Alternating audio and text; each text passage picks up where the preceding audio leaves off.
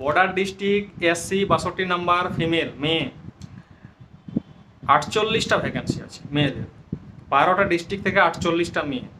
তো যে মেয়েটা এখানে কমেন্ট করছে 62 নাম্বার, তাকে বলো ভালো করে যদি রানিং প্র্যাকটিস করো তবেই তুমি মাঠের জন্য পাস করতে পারবে। আর যদি বলো যে দাদা আমি রানিং পারি না, তাহলে তোমার চাকরি হবে না।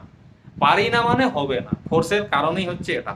ঠিক আছে, যার ক্ষমতা, এখন একটা ডাক্তার যদি বলে আমি তো সরকারি ডাক্তার, ঠিক আছে, কোনো একটা রোগী আসলো তার পেটের অপারেশন করতে হবে, আমি পারবো না, তাহলে হসপিটালে ওকে রাখবে আদৌ? লাফ মেরে বার করে দেবে। এতগুলো টাকা দিচ্ছে কেন ডাক্তারকে? কারণ সে মানুষকে সুস্থ করে বাঁচানোর জন্য। তো তুমি যখন রানিং করতেই পারবে না, তোমাকে সেখানে পাস করাবে কেন তারা? তুমি তো 5 কিলোমিটার রানিং করতে পারছো না, তাহলে কোনো যুদ্ধক্ষেত্রে বা কোনো সমস্যায় তুমি কি রানিং করবে, কি করবে? কিছুই পারবে না। এই জন্য এটা টেস্টিং এ ফেল মানে সব ফেল। ঠিক আছে, তাই প্রস্তুতি নাও, তাহলেই হবে।